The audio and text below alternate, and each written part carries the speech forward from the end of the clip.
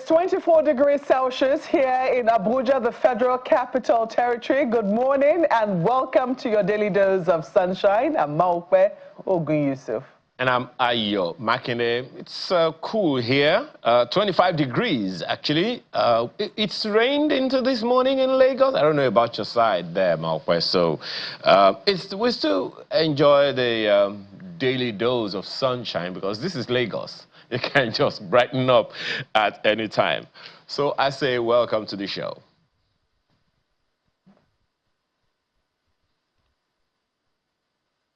Oh, we do know that while the weather might be cooling down and becoming a little more temperate, things are heating up in the political sphere, especially given the aftermath of the primaries that happened over the weekend for the All Progressives Congress. Some people say there is very quiet tension in the party as candidates have been decided. They are big losers and is there anything like small winners?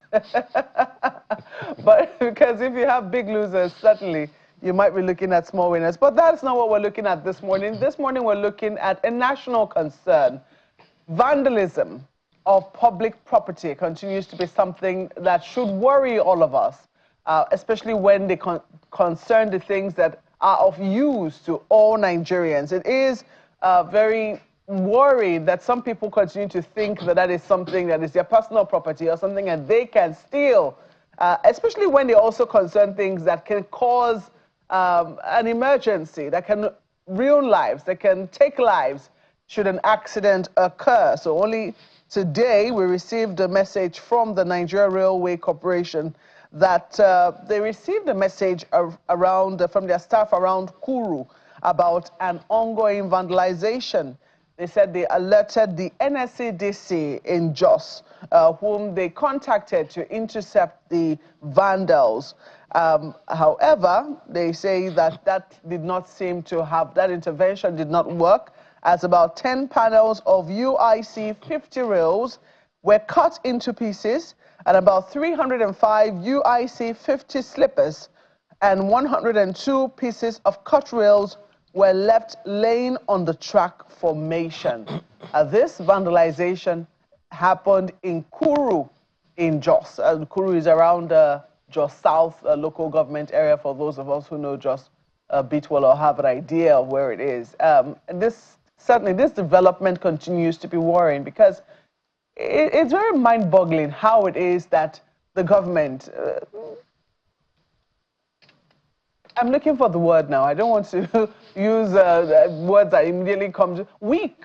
Yeah, imperfect as the government is. You know, when they are trying to do things, some people just go and just try and make this bad situation even worse. So what do you benefit when you steal rail lines meant for the public good, meant to convey goods and services, meant to convey people and make our lives a lot easier? What do you benefit when you go and steal those lines? And you know, I've never seen that level of, you know, carelessness, recklessness, you know, wickedness before in my life. What sort of thinking informs that? And a big question, even though some people say this is that's another level of care we now have to worry about. I mean, in how many countries of the world do people have to look after rail lines?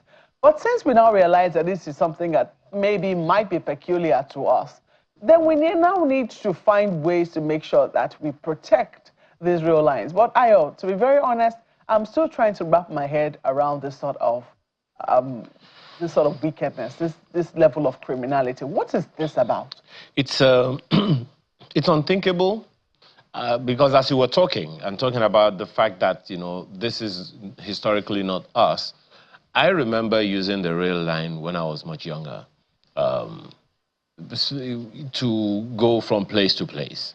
So when I hear of vandalism, particularly of rail lines, the question on my mind is, the drivers may not even know that these things are there. Now the president, you know, is talking about building roads from Sokoto to Badagry, from Lagos to Calabar, and all of that. Already in Lagos, we are talking about vandalization by some people, and we spoke with the AIG Zone 2 covering Lagos and Ogun State last week, and he was telling us that, look guys, We know that those things exist, and we continue to do the most we can, but to a large extent, some of the issues have been resolved. Vehicular, accidents may be, right there, but when it comes to rail lines, we know the things that have happened over time. And I dare to say, Maokwe, and let me hope that we can get the managing director of the Nigeria Railway Corporation to speak with us about this thing, because I dare to say that the costs of the things that are being sold here, that are being vandalized here, the costs are enormous. And guess what? We're just in how many years into resuscitating, revitalizing our railway culture? Some people are talking about railway police, railway engineering, and all those things, and then this. And this, it didn't just start today. It's been on for years. The question is it impossible for us to arrest it? Why is it that we don't hear of such things? Lagos has more rails, it would seem now, than any other state. And we don't hear of these things. Is it because some of the rail lines in Lagos are electrified? Is this something we can do here as well? Because we talk about security of these facilities over time. And the question we should be asking ourselves is, what next can we do that we haven't done?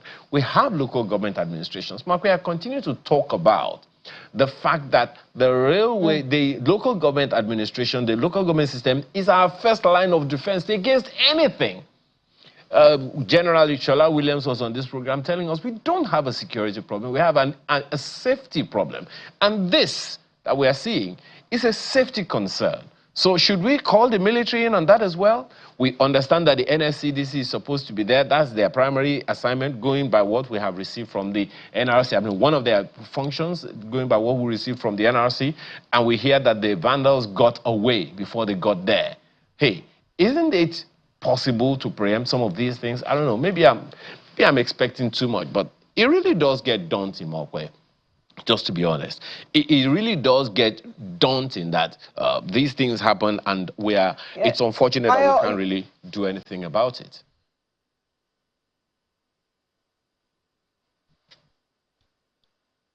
I'll say to you, Ayo, that Lagos is very different from many other parts of Nigeria. Let's not forget, Lagos is highly populated. I wonder if anybody can do anything and other people will not see them. The rail lines are in full glare of everybody to see in Lagos. But Kuru, if you've ever been to Jos, when you're going into Jos from Jos South, say you're going to Jos North, you will see fields, land as far as your eyes can see, bare. These lines are passing through rural communities, sometimes far away from inhabited villages. And that's where these lines are going through. So even the rail from Abuja to Kaduna goes through farmlands, goes through places that, people have not even yet, started farming. So you just see these workers have gone through impossible places, more or less.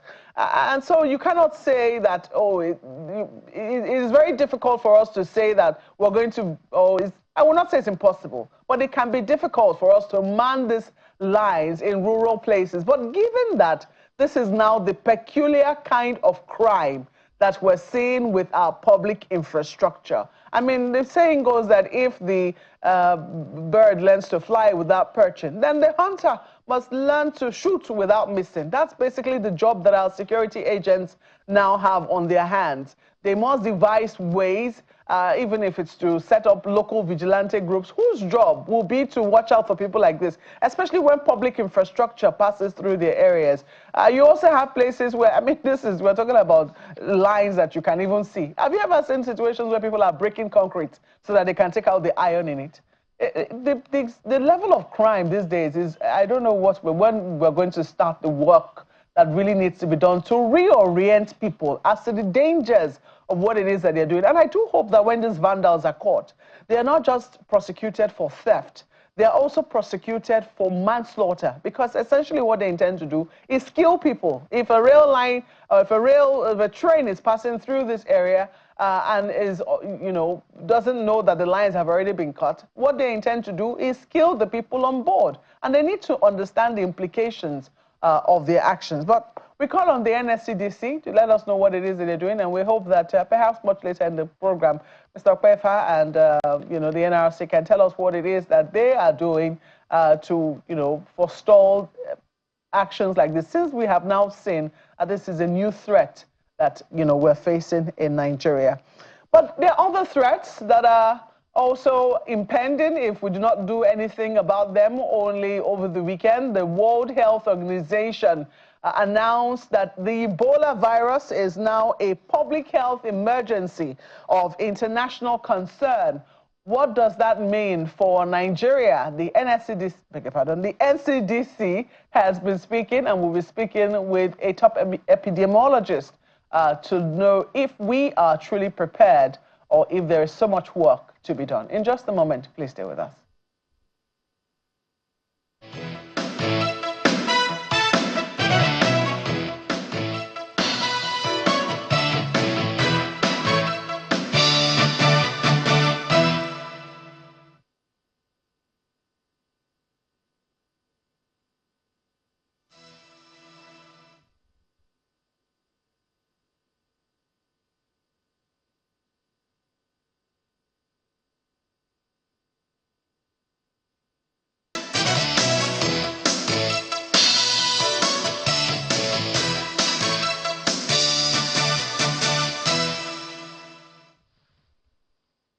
Thank you for staying with us this morning. Well, we'll go to that conversation around the threats of Ebola in a short while, but let's quickly have a conversation with the Managing Director of the Nigeria Railway Corporation, Dr. Kayode Okwefa, who joins us to give some quick background to what's going on. Thank you for joining us this morning, sir. Yeah, thank you. Good morning. Well, you want to give us a quick background to what's going on? We know that you've been dealing with this vandalization issue for a while. But now that we're getting this information, it's sounding like something that is intractable. Markwe has tried to give us some understanding of how we could have these gaps. Thank you but very much. Want to give us an idea of what's going on here? Yeah, thank you very much. Before speaking to the video precisely, let me say that it's an ongoing thing. It started about shortly after COVID-19. Around the time of COVID-19, the rate of vandalism increased, especially in the north-central region of Nigeria and the northeast. We also have a huge number occurring in the northwest, mainly Kaduna area, Kafansha. But the north-central and the northeast are heavily hit, and that was because the Port Harcourt-Aba train construction cut off access to the north central and the northeast, and the people have a feeling that the construction, the train is never coming again. And it is also compounded by the fact that I'm talking of the narrow gauge, that we are not running trains on this corridor for some time. But in recent time, like the one you saw on the screen, that is from Kuru to Vom, or Vom to Kuru area. And unfortunately, this is very devastating, considering the fact that the state government partnered with Nigerian Railway Corporation to make that line available to run the railing with a Plateau State project, which is ongoing. But just because for about 2 weeks we couldn't run because of the crisis in Metropolitan Jos, we call them bandits. They are not just vandals. These are bandits, they are vandals, and they are also supported by international and local syndicates. They take this metal, pack it together and call it scrap. And all the campaigns we've been doing seems not making the desired effort. So the one you saw on the screen is the one in Vom. Recently, the civil defense had a sting operation and they busted a warehouse in Kaduna, where these things are also being assembled, and from where they take them to Abia State for processing and then out of the country. So it's a serious matter. The Office of National Security Advisor we've been collaborating with them, the civil defense, the police. But unfortunately, this thing keeps going on. What they do is they cut the rails in pieces, they come back the next day, they pick the ones they've caught, they come back 2 days out. Within 1 week, they cut away rails worth millions and billions of naira. Well, and we are seriously losing ground in this battle. That underscores two things that I wanted to raise. First of all, the cost that you have spoken to now. You want to give us an idea how much the Nigeria Railway Corporation has lost within the past 1 month, 2 months, 6 months maybe to this, and then what are the possibilities of preempting these things and cutting the track of these syndicates? I'm certain that they are not ghosts.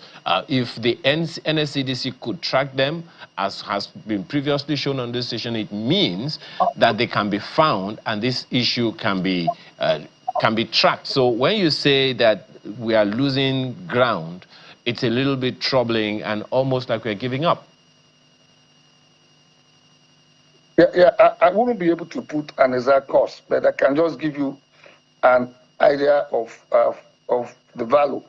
If somebody takes a lorry load of let's say the iron rails, that lorry loads can fetch, that's about 30 tons. Multiply that by 500,000 naira, that's a lot of money. That's about what it takes. And what these people do is they cut away about 100 meters of rail track. They have about three lorry loads. That gives you, that is already running into billions, not millions alone. So it's a huge thing, and it's like the last busting by the civil defense put it. There is an international syndicate to it.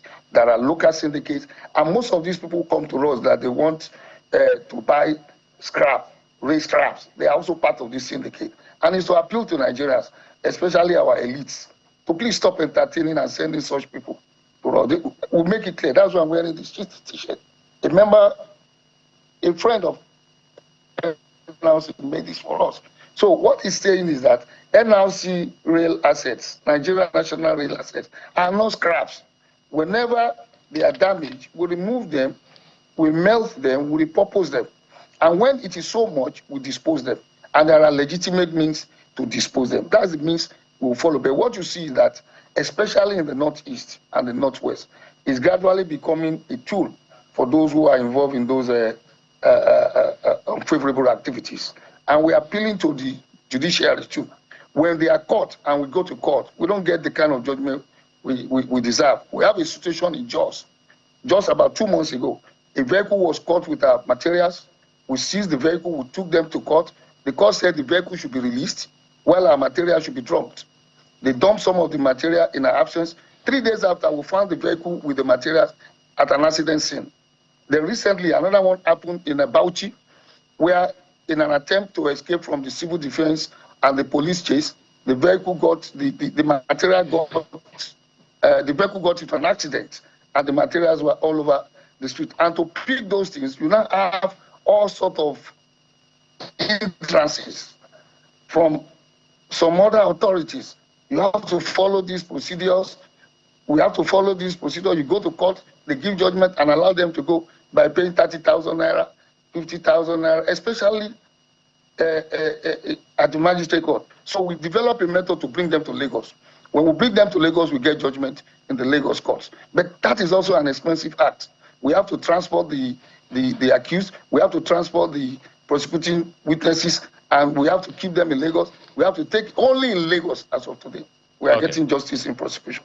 Many of the other states, we also need the support of the state governors, because the civil defense of NRC, the Commander General of the Civil Defense Task Force, they can't just do these things happening in states. So, Dr. Okwefa, what do we do now? What do you want Nigerians to do now about this issue? How can Nigerians help in this issue? How can Nigerians help? What do you want us to do? What do you want Nigerians to help with?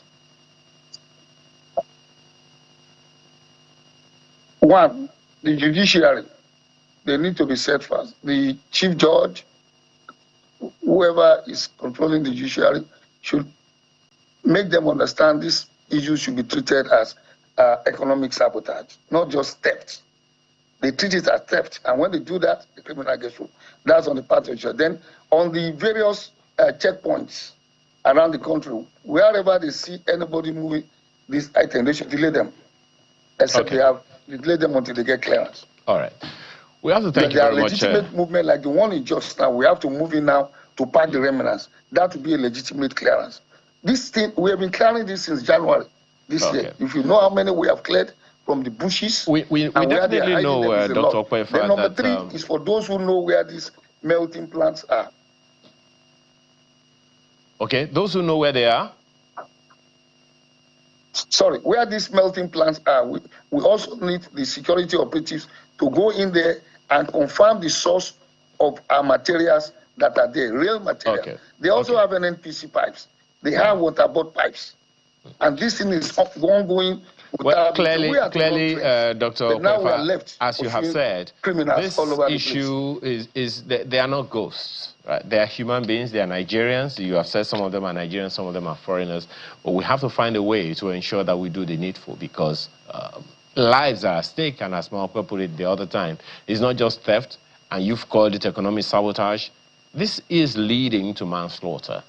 Thank you so much for your time this morning, and we'll keep doing the most that we can, and part of the effort is this conversation we just had with you. Dr. Okwefa is the Managing Director in Nigeria Railway Corporation. We appreciate your time this morning. Thank you very much. Malcolm.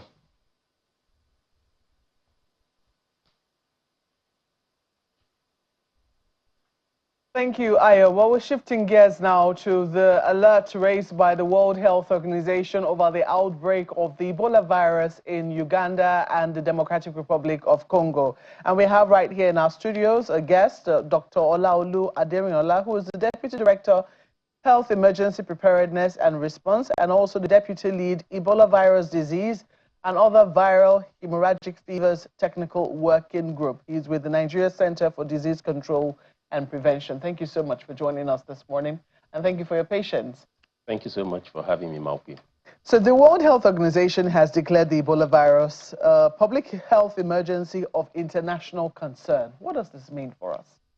So declaring the outbreak as a public health emergency of international concern means it's an unusual event, considering the fatality that comes with Ebola virus and also the spread to other countries.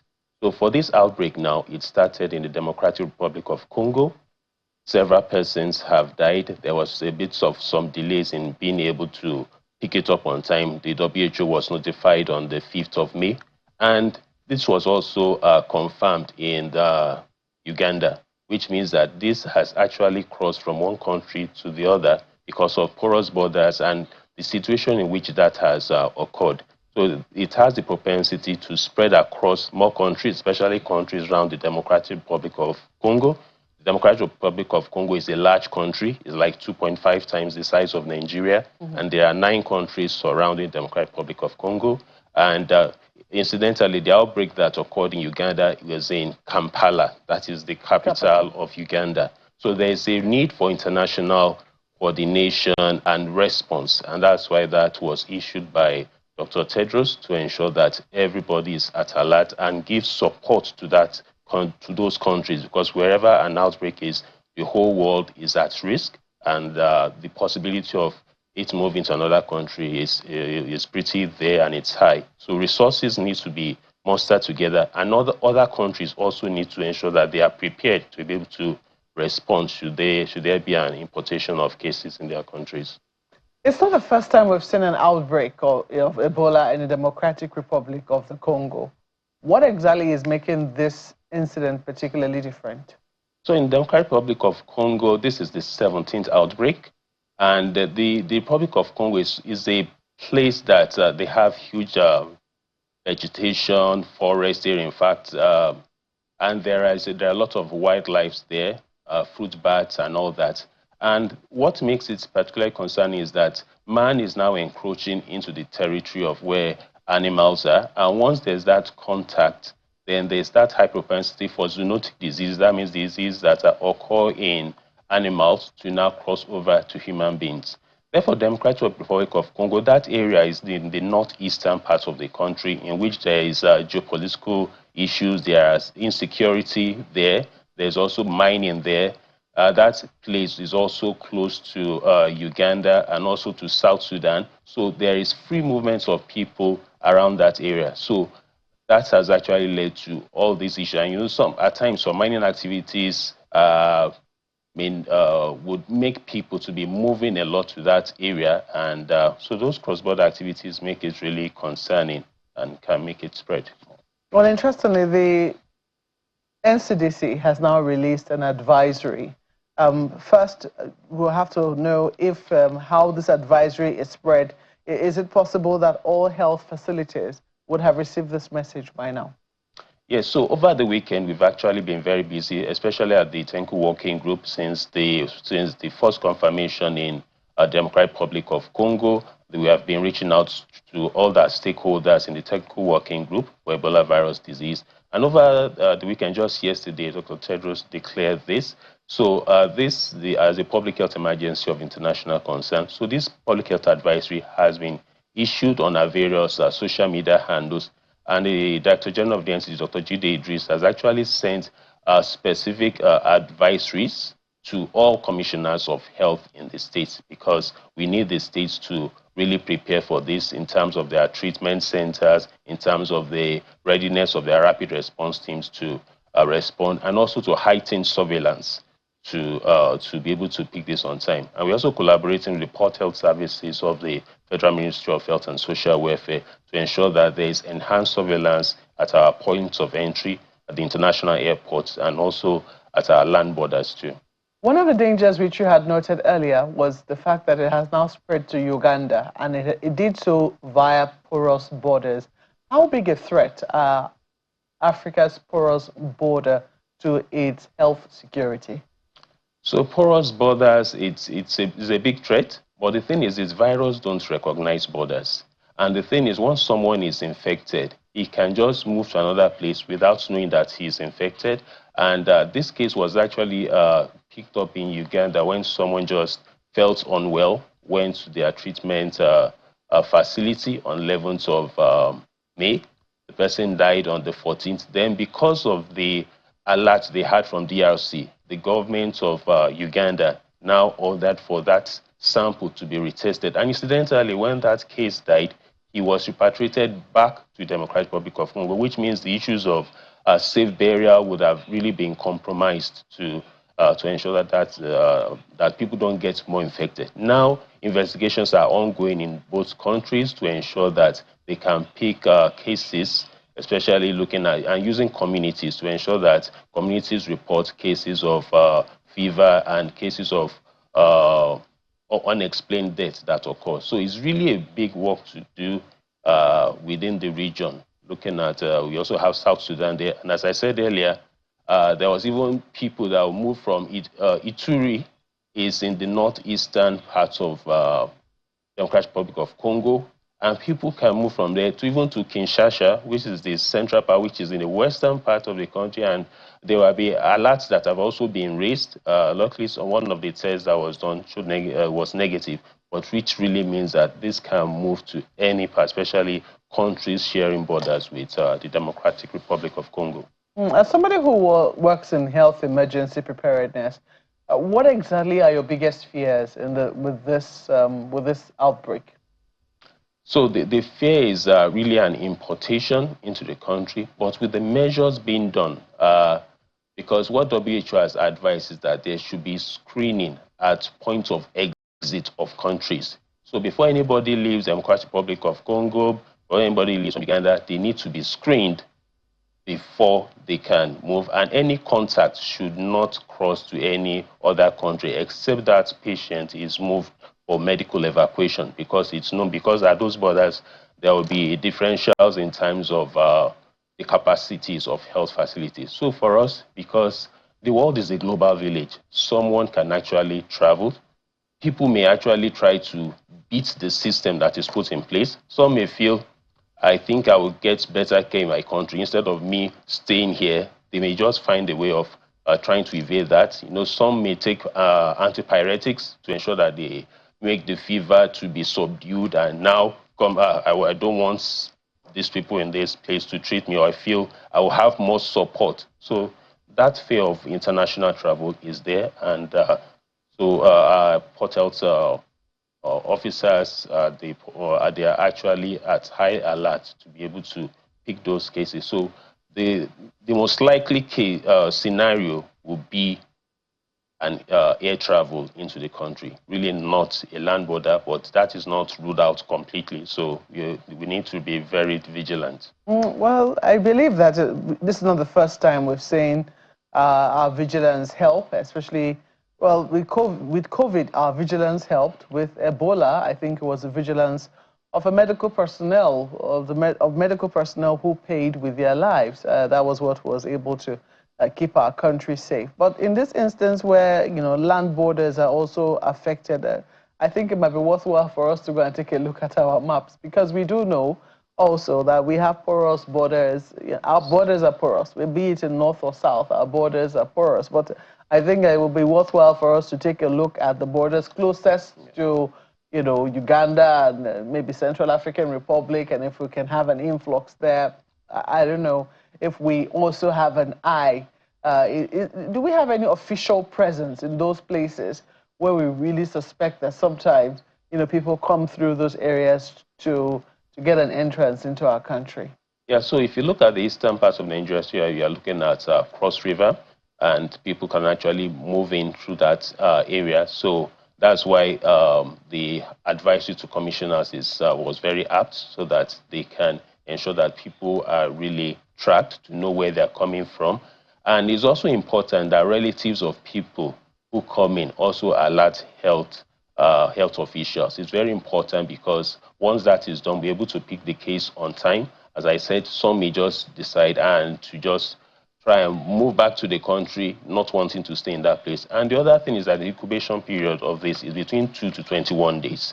Though most of the cases will really show earlier, and once the person gets sick, the person can't really move. But we really need to be vigilant, because we are all different. Some, it may take up to that 21 days before symptoms start appearing. Well, so, 3 weeks is the period of incubation for the Ebola virus. And we've seen that some of the things that the NSCDC is asking Nigerians to do is to remain calm and avoid spreading misinformation. We should practice regular hand hygiene.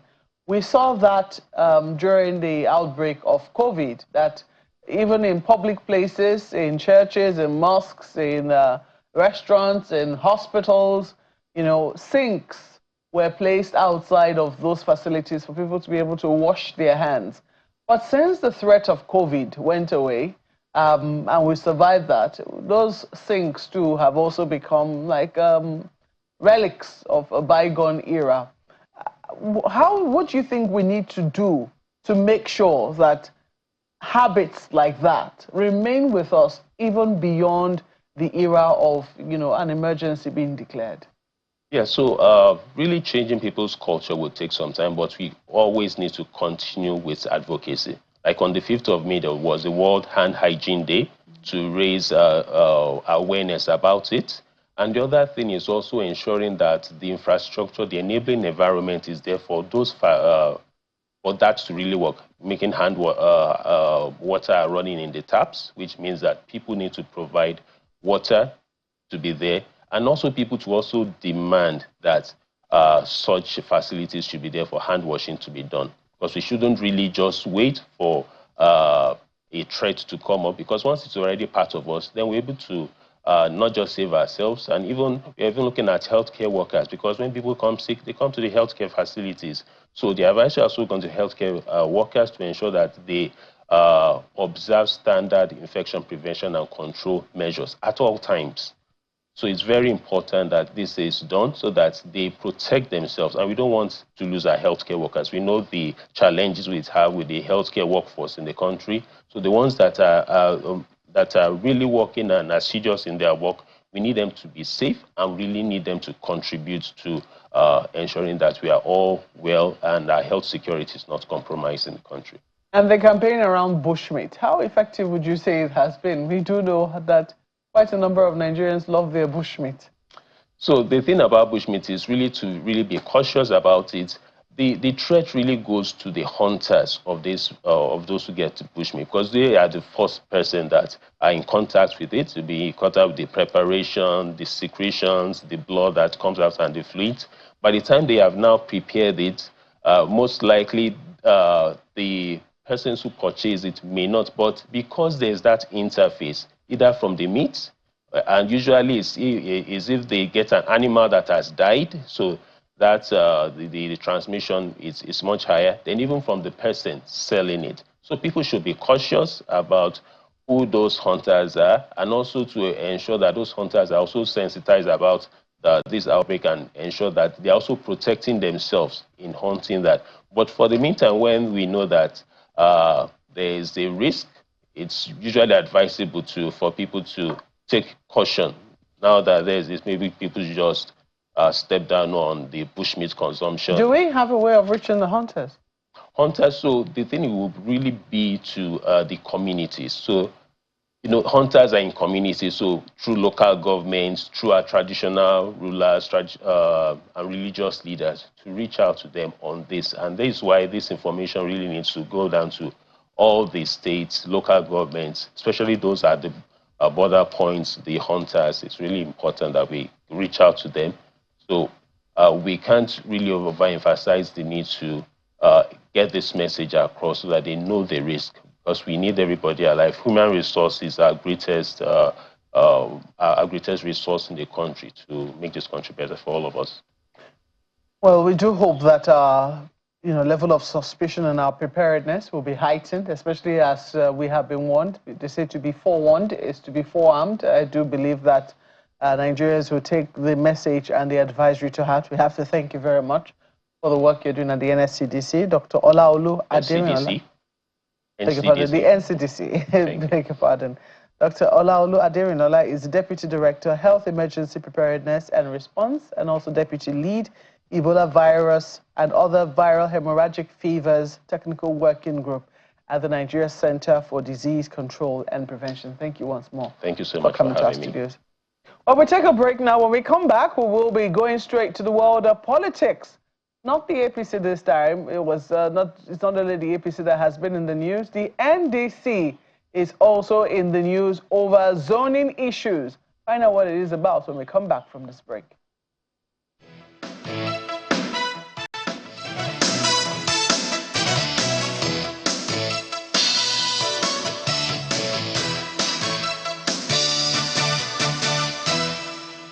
Welcome back. We're joined now by Comrade Onisofin Success Jack, who is the River State Chairman of the Nigeria Democratic Congress. He joins us via Zoom.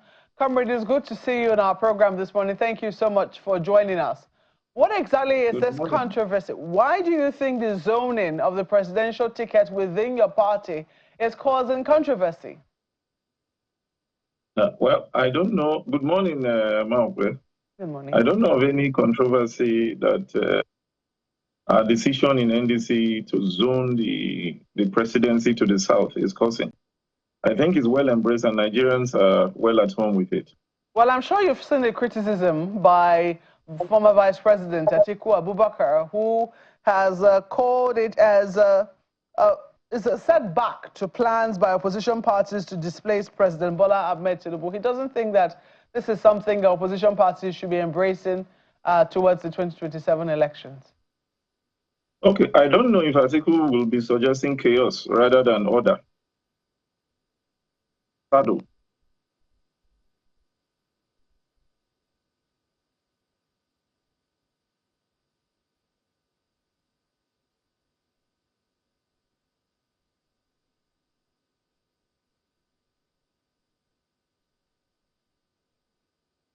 Within your party, are they satisfied with this? We're interacting. You know, as politicians, we're interacting. We seek the views, the consent, the opinions of everybody. And as I speak to you, you will recall that even the man that is supposed to even be a presidential aspirant that has been in the past few political seasons, His Excellency Rabiu Musa Kwankwanso, he was at the convention and he embraced the decision of the party. That's to tell you that our decision is popular and is well embraced by the people.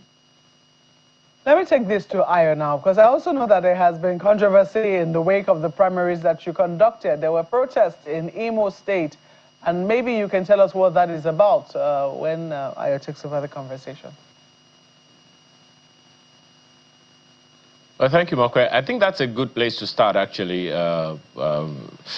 So what are your thoughts on that, Mr. Success? Are there any issues that have arisen? We understand that, of course, in a political party, it's always about interests. Okay, Margaret mentioned the issues about Imo State and a few other states. You know, this is politics, and in politics, if you want to win, you need to, you need the process to be very participatory in nature, not to disenfranchise anybody, to make everybody feel carried along and feel like you are domesticating ownership to them. Until you get to that point, you will not have a system that is organic. So what you see happening in Imo State and some other states is just our internal way of wanting to bring everybody in. And don't forget that NDC is having a lot of influx of people and persons with political interests who want to see change, who want to see participation, and who want to see service to the people. So when people come, it is only natural. If you want to win election, if you want to domesticate the structures with the people, it's only natural to reorganize and shift things a little to accommodate everybody and make them feel at home. So that's not a statement to disenchantment. It's just our internal way of making sure there's egalitarianism, there is fairness, and there is accommodation for everybody. We understand that your party has extended the deadline for expression forms to the 24th of this month. Is there any particular reason behind that? Well, all these are internal party administration issues. You know, you keep trying to look at the dynamics within the party and trying to make sure everybody's interest is accommodated. And to that effect, you know, the National Working Committee, having been empowered by NEC, you know, takes those decisions, you know, and then you must salute the stellar leadership and exemplary leadership of Senator Moses Cleopas as national chairman of our party, actually being overseen by the national leader, His Excellency Henry Seriake Dixon, whom I see as the Moses of our time. Because had he not visionarily created this platform, Nigeria would have been at a loss. Opposition would have had no foundation, no bedrock, no sustenance to actually fight a system that has not been serving the people. So to that extent, I want to salute the visionary leadership of His Excellency Henry Seriake Dixon, our leader and our mentor. And then the leadership of our national chairman, Senator Moses Cleopas. I want to thank them. And I think there are people that Nigerians need to be very grateful and thankful to. Because Nigeria does not like what is happening. We're at a crossroads. We have never had it this bad before in the history of our nation. You know what? It took one man just to think the process through and then get the people ready, get the platform ready. So to that extent, I think we are grateful in that regard. Well, there are those who are asking, where is the manifesto of the NDC? One of the president's aides recently put up a statement asking what's the ideological difference between the NDC and any other political party at that. Is the NDC manifesto in public domain? And what's the difference between the NDC and any other political party in Nigeria? Okay, the difference that NDC brings to the table is service to the people. You know, you have a system and you've had series of government in the past that has not served the interests of the people. How does government make policy without a direct input of the people? Now, when you make such policies and you drive it, you'll be driving it against the people. NDC is offering a system and bringing on board a system that encourages greater inclusion and participation. That's the only way that you now see yourself as drivers of the political platform to provide service to the people. So that's the difference, and that makes all the difference, a whole world of difference. In Nigeria today, you have a system that has grabbed the reins of power, for the sake of power, not for the sake of the people. Because people complain, you don't listen. People, well, Mr. all Success, the projects they are doing, look, for instance. My sincere apologies. There are those who would say there is no difference between what he just said and what any other political party has said. You know, that they want to offer service to the whole idea of governance is offering service to the people. So if you're saying that's not the case, then there are those who will wonder, some of the people who recently joined your party, they have been in government before. Are you saying that they were not serving the people before they joined, and now they have to join and serve the people? Okay, see, the difference here is the ideological foundation. So what is that ideological foundation? Is it embedded in a particular manifesto? Yeah. Is there a document that people can look at, assess, and say, on this basis, I'm going to join the NDC as well? The constitution of the NDC is clear on these things. The manifesto is a public document that people can access. And it is clear. We've been trying to access it. Where can people access it, Mr. Success? Maybe I'll need to liaise with your people and then provide such links to your people so that they can make it available to you. Is it not available on your website? I think you know that our website has been having a lot of issues with the influx of persons, and so I wouldn't know exactly, but as I speak to you, we've had that website crash a couple of times because all Nigerians wanted to be part of our platform. So there's been a lot of upgrade, but I think the document is very public, you know, and it's basically about the process of policy formulation. Take Rivers State, for instance. What you have in the past, when the past governor was on seat, you had a lot of projects going on. You had bridges and flyovers, road constructions here. Yes, given. But how was that done? Was it with the consent of the people? Did it satisfy the yearnings and aspirations of the people? Did the people have their input? They will tell you, yes, the road is for people, the flyovers is for people. But you see, when projects are done in such a way that does not literally expand and to accommodate, to expand the economy of the system, then it is not for the people. Well, check all the projects that were done in Rivers State. They were done in a certain section around the Port Harcourt axis, just so that, you know, there will be that concentration and population drift to the center. That way you have one local government providing all the votes and say, look, Obiakpo alone is more than half of, you know, the voting strength of Rivers State. That's not supposed to be. And that was very deliberate. Take what happened. Obiakpo, for instance, had most of the projects that was done in Rivers State in the past 8 years. Now, what happened to Falga? Go and check. Transamadi used to be the industrial hub of Rivers State. While we were growing up, everybody in Nigeria knows that. But in the past 8 years, Transamadi was systematically and systemically killed. The roads were bad, they were all sorts of things, and so the companies couldn't thrive. Every bank they are closed up, all the companies packed and moved down to where they were doing the projects in Obiakpo. So if you look at the philosophy behind or the ideas behind the governance system, it was against the people. Okay.